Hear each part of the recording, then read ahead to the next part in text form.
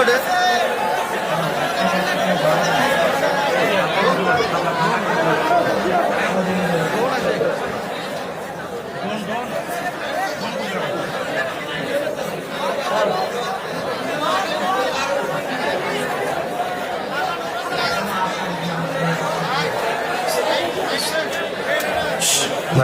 আওয়াজ নয়, আওয়াজ নয়।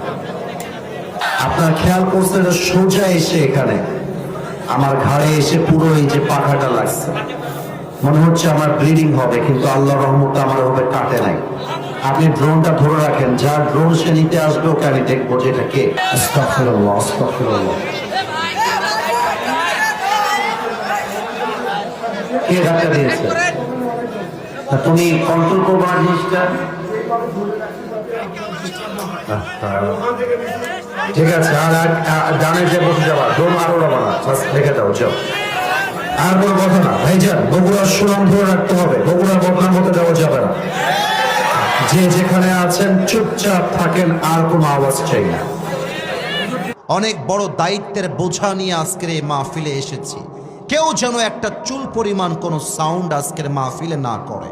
আমি সবাইকে অনুরোধ করে একটা কথা বলতে চাই, আমাকে বাধা দেওয়ার মতো দুঃসাহস কেউ করবেন না, এটা আপনি সাহস করবেন না।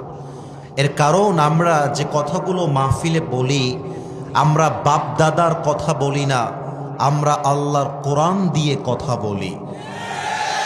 এবং আমরা যদি দলিল ছাড়া কথা বলি, আপনি আমাকে ধরতে পারেন, নট আ বিগ ডিল।